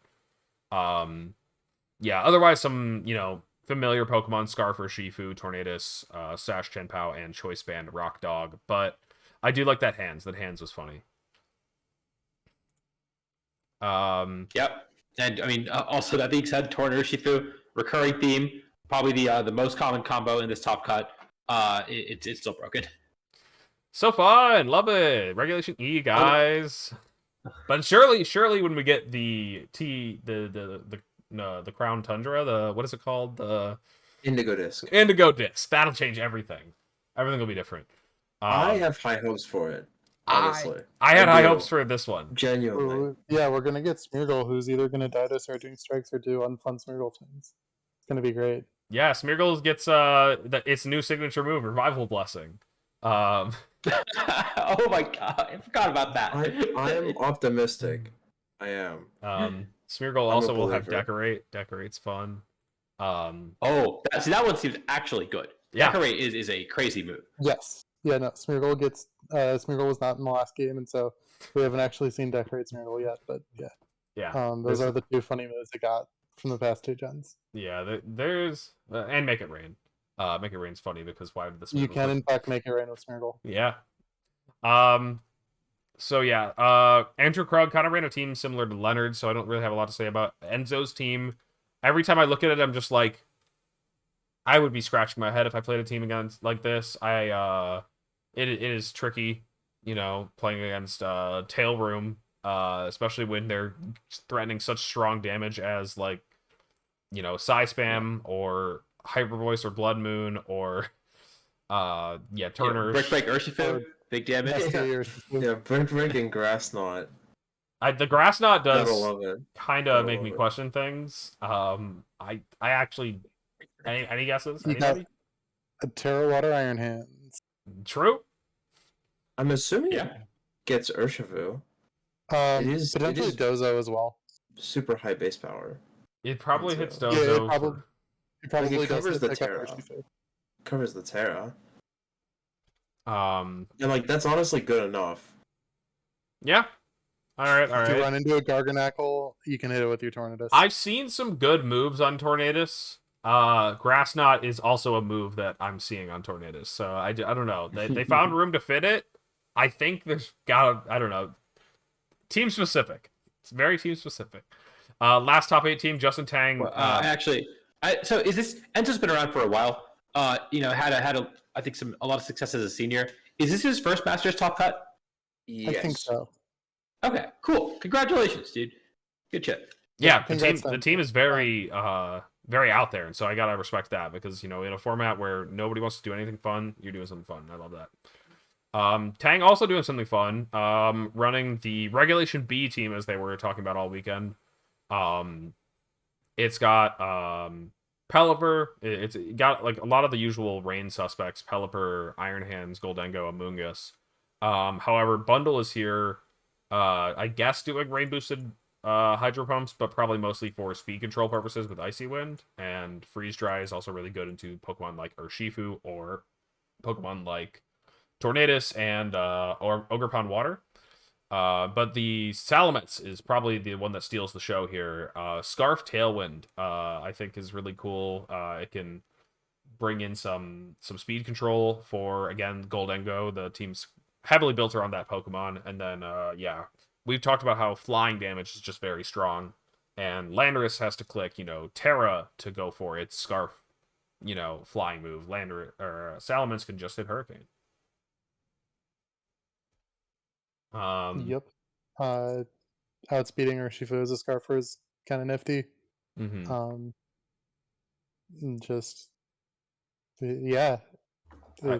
It's a bird. I do like that. Yeah, I was about to say this was Carson Confer, because I saw Dozo and I saw Carson and I was like, yeah, that's Carson, but it's not Carson. It's Carson Jones. But yeah, let's go ahead. We don't have to talk about all those, and we definitely don't have to talk about the Dozo Glamora teams. I'm sorry, but you're gonna put me to sleep with how many turns these teams take. Zachary Weed, you wanted us to mention yours real quick, and let's take a quick look. We got the Choice Band Rock Dog. We got Double Intimidate. Landorus here as well with Choice Scarf. And then we got the King Gambit. The team, it's one of those King Gambit teams built around using Bundle. I do like every time I see like Bundle with Ogerpon Water or Urshifu Water, it's very common to see it drop Hydro Pump in favor of a move like Encore, and I can respect that. Hydro Pump, a bit of a shaky move, and it's almost like taking away the temptation. It's like, all right, if I want to use Water type damage, I will use my other Water Pokemon, and not have to rely on Hydro Pump. I don't think there's anything wrong with having double Water, but yeah, that's just something I've been seeing, and yeah, if it farms Tailwind teams, then I think that you made the right choice. That is pretty much what we're seeing at the top. Other than that, I don't think there's a lot of things to say about this. Zach is saying Terra Poison King Gambit is broken, and I can believe that. I think that's a Pokemon that's fallen off in the last couple of weeks, but maybe needs to be rethought. And the damage from Dark is obviously really, really good, especially when you don't have a Swords Dance up. But I can definitely see you needing Poison in a metagame that is fairly more dominated by both fighting types and Flutter Mane. And water types as well. Poison's a pretty good typing on it. Ground types are Landorus, and they don't really want to. That guy specifically doesn't really want to mess with Gambit. And same with psychic types. Yeah, don't really want to mess with Gambit. So yeah, covers its weaknesses pretty well. The main thing it doesn't do that Fire does is block Wisp, but at the same time, you're not getting owned by Surging Strikes. So trade-offs. Maddie Morgan with it looks like another. Maddie does have a cool team. It's got the Clefairy with Life Do, Helping Hand, Follow Me, Protects the we're here to support the King Gambit. Another one of these support the King Gambit teams. This is Terra Electric Iron Hands. So don't know if that's a mistake or if we're actually here trying to do big damage with our Iron Hands Wild Charge. Well, no, it's actually been picking up a little. All right. Yeah, it's a defensive Terra. You're only weak to ground, and the team has like a lot of good responses to ground moves, whether it's the follow me on the ground resist, or the follow me on the Terra ground resist, or the Lando. Like, we've got responses to ground attacks, and otherwise you just know a weaknessless Iron Hands, and the extra damage on your Wild Charge is a nice upside as well. I can appreciate it. Yeah, that's actually pretty fun. Yeah, it's funny to pick one of your stab types and say that you're thinking outside of the box, but it does actually seem to be the case here. It seems pretty similar to Territory Flutter Mane, where you cut all but one of the weaknesses and just amplify your stab damage, and just you do the broken stuff and make your stab more broken. Are there any teams in the top 32 that you guys think are worth mentioning before we move on? I'm just kind of scrolling down here, seeing what made day 2. Looks like there was a couple of day 2 top 64 people that, I guess was Abai one. We had Abai on last time. We had Abai talk about his team. There's another Dozo. I think we saw another Ninetales Dozo a little earlier, so I don't really want to talk about that too much. There's a Sylveon in top 32. We got Jimmy down there. I see now. Yeah. That's it. That's a cool Pokemon. What is it doing? Quick Attack, because I'm looking at this and I'm like, wait, you have both Bundle and Tornadus, and you still picked the slower fairy as opposed to the fast fairy. Because usually I'm looking at Sylveon and maybe you have Trick Room and want to be doing. Sure, okay. It beats Flutter Mane. It beats Sub Urshifu. Sorry, Jamie. If you Terra Steel, Terra Blast, it beats Flutter Mane because Flutter's not capable of doing that one. You have to use Sylveon to do that. Oh my god. Let's see. I do want to shout out Nate and Darabon as the two locals who did pretty well this tournament, getting 10-4 records and 11-3 records. So that's those guys. They haven't been playing too much recently. Just maybe sort of getting back into the swing of things, and so it's cool to see them do really well again. Yeah, I'm looking at this, and I mean, there's the occasional like outlier Pokemon that you're like, oh, how'd that guy find its way there? Gudra, or There's a Tinkaton. There's a Tinkaton. Oh, I found the Tinkaton. I mean, it's Tornerish with a funny Tinkaton on the tail end of the team, but Tink is there. Well, okay, hear me out. The you know what Tornerish is weak to? It's weak to Chien-Pao Dragonite, right? Because you can't go faster than those guys. And Tinkaton is the best Pokemon against Chien-Pao Dragonite, because if they're multi-scale, you can play right through it, and if they're inner focus, you can fake out through it. True. Yeah, it's it's kind of sick. I'm down, honestly. Yeah, I'll run Tinkaton. Let's look at the set. What do we got? It's Madam Bonk. They got knockoff play rough Gigaton on an Assault Vest Terra Dragon set. Yeah, sure. Everything else. The way to run Tinkaton in this format. Man, everything else is just like, yeah, we have a Mungus Tornerish, we have the Rock Dog. You don't normally see. Is a little bit interesting though. Yeah. You don't always see this Roaring Moon on Tailwind teams, so yeah, a little bit of standout. Okay.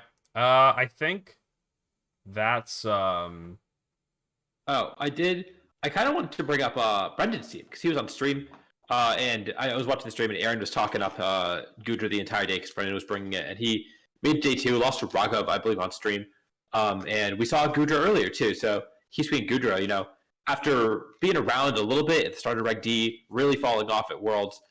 Now sort of making a comeback as both a Dragon type, which is really good defense typing, and a defense booster, which can be really hard to power through. Yeah, I also Terra Fire Urshifu is pretty cool. That is kind of wild. I honestly feel like that is doing nothing for me. I'm sorry, Brendan, but there are other types that resist Fairy. So not that it's related to this team, but the 10th place team on Battle Stadium last month actually had Terra Fire Rapid Strike with Fire Punch, and I think it was Choice Band. Oh. That's funny. It is niche. That it is best of one close sheet. That He also took it to he took it to the parallel arena and like top cut with it too.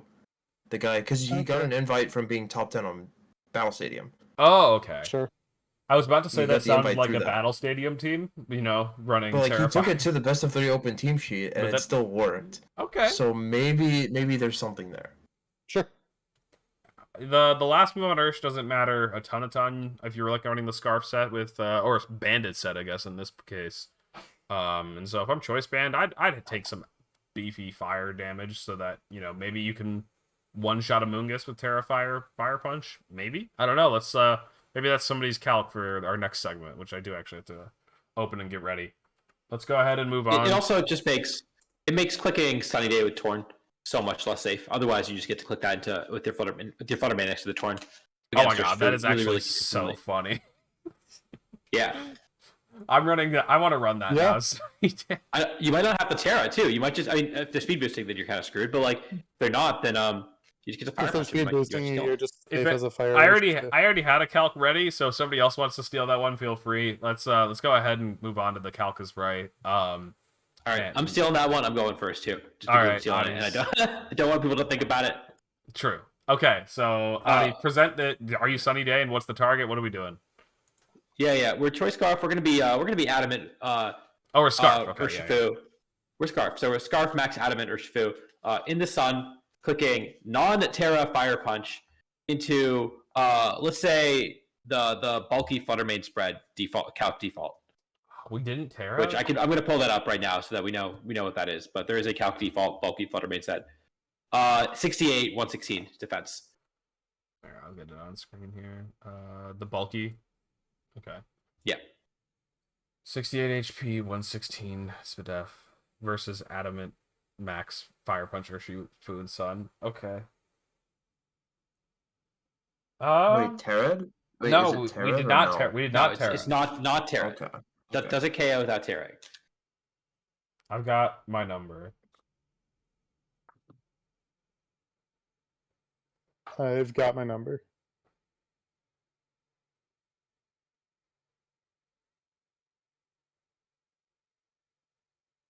And yeah, just to remind Gio, you, you got Gio, I Yeah, forgot. Gio. Once you got your number, You just like vocalize, say like locked in, or I'm yeah. good to go, or whatever. Okay, I guess I'll. Yeah, sure. I'm locked in. All right, seems like he'd be perfect to pick first, Audie. Grab. Go ahead. That's true. Yeah. Well, we don't want you changing your. No, no, I'm kidding. I give Alex a lot of shit for changing his answers, even though he didn't. I'm so unconfident in this. That's that's perfect. That's the best. More fun.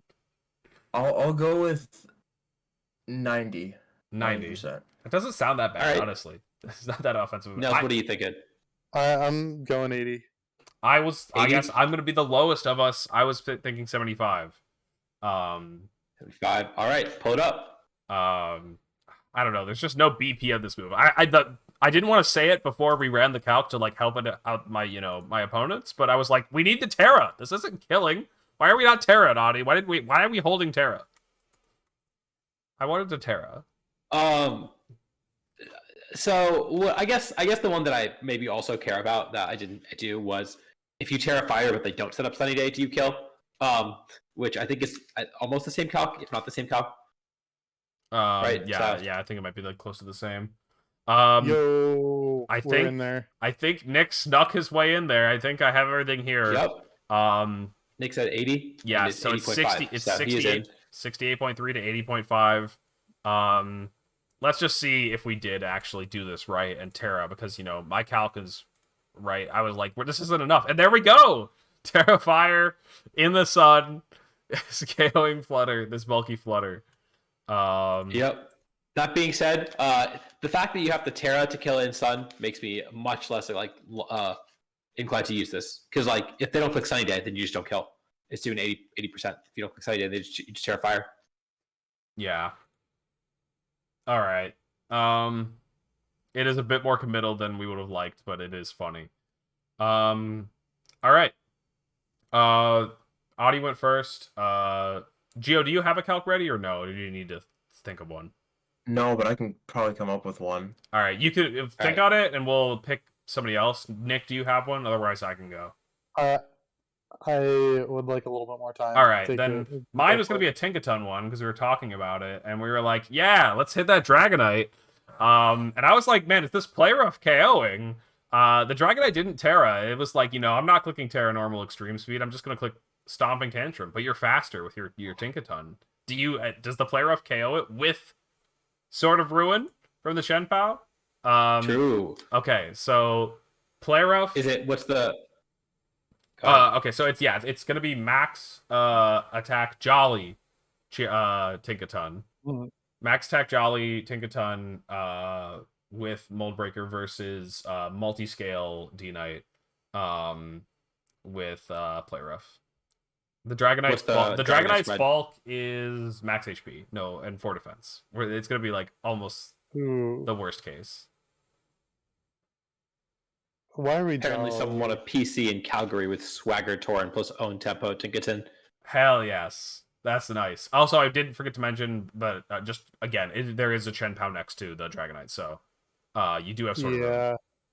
Oh, okay. Nick, I did everything I did because I wanted us to be as on the fence as we could be. Yeah. Okay, I got my number. I've got a number. Audie's got a number. Gio, you got a number? I'm good. All right, good. Let's start with Nick. He seemed like he was really confident. I'm going 98 because I think it's about a kill, but I don't have confidence. I don't have confidence either way. All right, slightly erring on the not dead side. Gio, what do you got? I was gonna go with 95. All I was right. convinced it would do like 75 without Sword of Ruin. Audie, what are you thinking? I am also not a believer. I had 94, and yeah, I think you have to be adamant to get the skill. It's kind of where my head's at. All right. The default calc is 236. We're actually 252. Ooh, 4. The default calc also has Tinkaton out of it, but we are running Jolly because the speed tier is like kind of nice, I guess. I don't know. Wow, this player is doing so little. But that's because I don't think we're mold breaker. We're own tempo. Nobody fell for that bit, of course, because we were talking about it beforehand, so nobody was gonna fall free to that. Oh no! Oh no! I think I finished running the calc. Oh no! Geo, you added the Sword of Ruin and wait, did I forget it? No, it's here. Oh my god. Yep. Yeah, I mean, if you adamant, you kill. You know, that's something. Actually, no, you don't. Never mind. But if we're adamant, if we're supposed to be, all three of us hit the range. Yeah, That is but true. I did say Jolly. What You a did say terrible Jolly. Pokemon. What a terrible Pokemon. That's a 75 base attack set right there. Oh no, Yeah. 75% min. Man, that's 3 whiffs because of circumstances.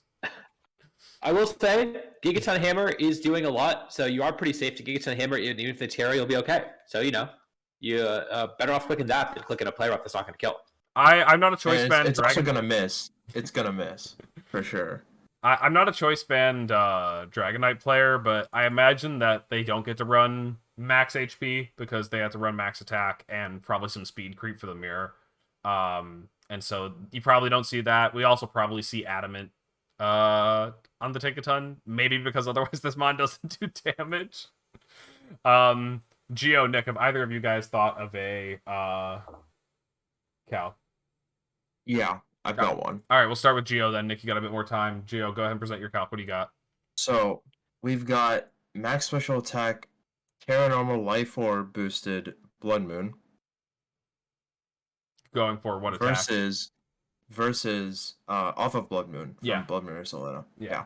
Paranormal and Life Orb boosted against a boosted Dozo with no bulk. Oh, just nothing. Is it not even 4/4? We'll give it 4/4. We'll give it 4/4. All right. Yeah, we'll give it 4/4. Okay. 4/4 bulk boosted Dozo. I feel like I've been in this situation. I need to think, but this Dozo doesn't have Spadef for some reason. I guess that's fair. Maybe they're running Fizdef now.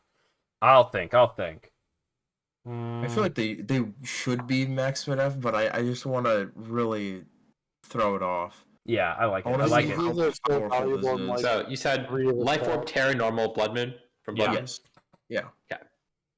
All right, I got my number. I got my number. I got my number. All right, Gio, you call on whoever you want to go first. I'll go first. I think. Wait, it's gonna you're gonna be playing. Whoa. You can go last. Don't go first. I'll go first. It's fine. All right, sounds Oh, good. Yeah, okay, sure. I'm gonna say 85. Wait, no, that's my number. Oh fuck. Wait, I have to price trust the Omni Boost. I have to trust price is it. right you then. I have to pick higher or lower. It's okay. I'll go 86 then. Sure. Who do you want next, Gio? I just kind of jumped in, but Nails. What do you have? I had 80. all right, 80. Okay. Okay. I'm a little scared. I think I'm very wrong because I have not played with either of these Pokemon very much, but I was going to say 70. 70. Okay. Dondozo. It's okay. I haven't played with either of these, but I trust how strong of an attack this is. All right, Blood Moon. Come on. What are you Plus doing? 2 is +2. Yeah. I just hit the Dondozo commander button. Yeah. Fissure's doing 100 to the Ursaluna Blood Moon if you were curious. Good to know. And Life Orb, Terra Normal. I think I have everything in there, and it looks like maybe Adi's the winner. Special attack, 252 special attack, Life Orb, Terra Normal, Blood Moon, into 4/4. Oh wait, no. No, it's It's That's- plus. no, it's just It's plus plus Fidef. Fidef. Why is it plus Fidef? Oh no. It was the fissure set from World. Yeah, That was the terrible. picture set from Worlds, that's why. Okay. Without the plus Fidef, it actually didn't change it as much as I thought it would. Wait, I think I'm still in there. You said 85. I said, wait, are we all in there? What did Adi say? Did Adi say 70? I said 70. I said 70. No, Adi's 2% too high or too low. I'm not a coward. I'm not going to change my answer, even though I am clearly the person who has used Blood Moon the least here. Yeah. Dang. Okay. Nick, do you have one to round us out? Yeah, I got you. So, well, Chi is a pretty good Pokemon, but it's got a hole in its coverage. It can't hit Urshifu with its stab moves. So, what if we give it a support that can hit the Urshifu? So we got Clefairy next to the Chi-Yu. Click into Urshifu Rapid Strike. No bulk What? on the Urshifu. No special attack Clefairy. Beads of Ruin Moonblast. How much is it doing? I thought you were about to throw Psychic on the Chi-Yu for a second. I was No. concerned. The Clefairy is gonna be doing the damage, man. We're chilling. I'm okay with this. Huh. I'm wondering. Okay. All right. I've got a pretty random number, but it's what I'm sticking with. I got a number. No bulk water foo. No bulk water foo, has not terra'd. It's taken super effective damage from this. Are we giving it Moonblast. 4 in any of the stats? It's calc defaults for both. So 0 special attack clef, 4 HP, 0 special defense. Okay, so it does have 4 HP. That changes everything. Sure does. All right, is everybody locked in? Giovanni, are you Yes, good? sir. I guess, yeah. Okay, Yeah, Adi, what sure. you got? I'm saying it 2 shots. I'm saying it does 51%. Okay, Alex, what you got? I maybe I'm a little bit too high. Then I'm sticking by 62. Giovanni, what you got? Wait. Just to be clear, we're talking about super effective Moonblast and Beads of Ruin, right? We Yeah. are Yeah. talking about those traits, yes. Are you thinking? Okay, I'm gonna go with 70. All right, let's go. Plug it in. Oh wait, the guy still got the Dozo remove boost. Commander. Remove commander. This is what Clef needs. Oh wait a minute. What did you say, Gio? 70. 70. You're in there. I think cool. Ani was the one that didn't believe in Clef enough. I think we're. Oh wait, I have Sword of Ruin. Hold on, wait a minute. No. I didn't click beads yet. Oh my god.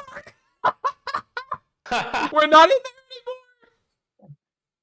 You guys underrated Clef. Holy shit. I knew it was We're gonna not be a crazy, strong guys. attack. I originally had 80, but you guys' low guesses were like, okay. You're not supposed to change it. I've played Clef like 0. I've never touched them on, unfortunately. Holy shit. But even if never you're wanted gonna I deserve to lose it. I deserve to lose that one. Well, Yeah. I gotta say, 82 and 96. I think worst guess of the day does go to Adi though. He was like 40% off or 30%, I guess. But Yeah, not great. oof. God damn, I did not think Clef was that juiced. I mean, 60 special attack, huh? Moonblast is 95 BP. Like, Moonblast is that move. And that's the takeaway from this one. okay, that's all of ours. Some pretty good calcs. Appreciate. Thank you guys all for playing, and thank you guys for being on. That's gonna conclude Tub Takes this week. We'll be back next week, likely to talk about some things that didn't happen because I actually don't know if there's any tournaments or anything. So I have no idea what we're going to talk about next week. We split Toronto over 2 weeks, and we still finished, 10, 15 minutes early. So we'll figure out something. Maybe we'll we'll- actually have to have it like a topic episode. If you guys have any ideas, feel free to send them our way. Either if you're watching on YouTube or here on Twitch, or send it to me on Twitter. I could try. maybe it's like one of a ladder challenge week instead of a podcast week. We'll see. Yeah, exactly. We could do something fun. We could mix it up. But yeah, that's gonna be it. So yeah, Adi already mentioned it, but I'll say it out loud. The YouTube link. So yeah, if you got in late and weren't able to catch the beginning, You can catch the rest of the podcast on YouTube. You should also just watch it all again if you already watched the full thing here, because you love us and you want to click on all the ads and stuff. Yeah, click on all the ads. You can't block them anymore, so you got to click on them. You don't have no choice. That's true. Oh my God, the Macargo team! We never mentioned the Macargo team. I can't believe it. Dude, I mean, we didn't need to, because we all know about the Macargo team. I played the Macargo team this weekend because Kunal came to the Premiere Challenge and brought it, and I played against it, and it was Macargo versus Weezing. It was so funny. Anyways, yeah, it's gonna be an Google Macargo VGC. It is the first thing. Is someone the TLDR is that the post on RVGC said, "Is Macargo actually good?" I think we're all aware of the top 8 Macargo team that's been kind of a meme recently, despite it actually being kind of good. It's gimmicky, sure, but it tends to get the job done. And they have literally 7 paragraphs about Macargo and why it's good on here. But we've just been in Tub. We've just been quoting. I think we're all aware of the top 8 Macargo team because we're all aware of it. It's from a Premiere Challenge in Spain. Someone got top 8 with Macargo. I would be lying if I said I wasn't aware of it. I'm aware of it. Okay, so we're all aware of it. We're all aware, and now you're aware of it too. Yeah. Did you have anybody for us to raid? Yeah, Brian Yum just became affiliate apparently, and so he is streaming, and I figure we can hand it off to him. All right, yeah, let's go check out Brian. So go say hi to Brian. Tell him where you came from, and yeah, that'll do it from us. You can tell Brian myself that name, Playmaker. Come on, Brian. There's got to be better names out there. Playmaker. It's a work in progress. All right. Well, that's gonna be it for us. So yeah, appreciate it. Thank you guys for coming. Bye.